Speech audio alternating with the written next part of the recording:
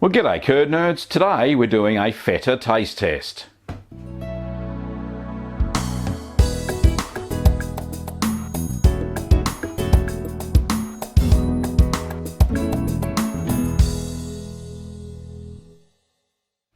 Well, this feta is the traditional feta that I made with the 70% sheep's milk and 30% goat's milk. It's been maturing now for about 2 months. I made it at the start of December and it's now near the end of January. So I'm very interested to see how it's progressed in its fermentation and how the flavours have developed, whether they've got stronger or a little bit milder or what have you. Anyway, let's get on with the taste test and have a look, shall we? So, the feta, here we go. So it's been in a 10% brine solution for that whole 2 months. It's a little bit cloudy because I added a little bit of whey in there, which was fine. So just move that out of the way and pop it on the chopping board. And it slices nicely. It's nice and crumbly. You can see the crumbly texture there.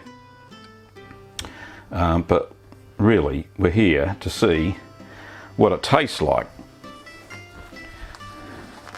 So let's have a look at that in a second.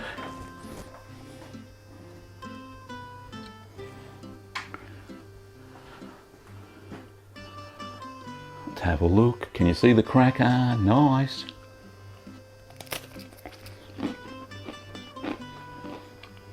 Oh,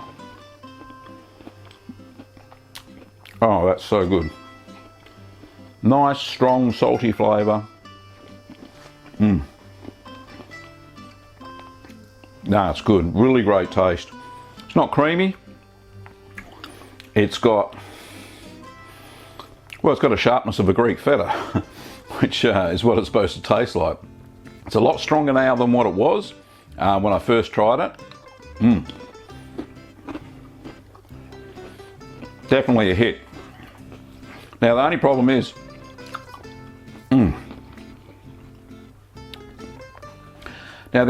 is, as I mentioned in the how to make the feta video, was getting your hands on sheep's milk, on raw sheep's milk. Thanks to Graham Strong for that over at Arcadia Saltbush Lambs, and he's produced a wonderful milk which I mixed with 30% goat's milk. So fantastic, really does taste nice at this 2 month mark. I dare say if I fermented it up to 12 months, which you can, and that's what they do with Greek Feta, then it would taste even stronger and be absolutely fantastic. Now I've kept this in the kitchen fridge, is what I've been keeping the brine solution in. So the cheese has been submerged in the brine. Every week I just turn it over, the cheese in the brine, so it doesn't dry out on top or any molds decide to grow on top. Once it's submerged in the brine and you turn that weekly, you don't have any troubles at all. Anyway, another successful cheese, thankfully. But yeah, if you want to see more cheesy content, check out this video over here. Don't forget to support the show via Patreon so we can keep making more cheesy content. If you want to get kits and equipment for cheese making, pop over to littlegreenworkshops.com.au. Thanks for watching, curd nerds, and I'll see you next time.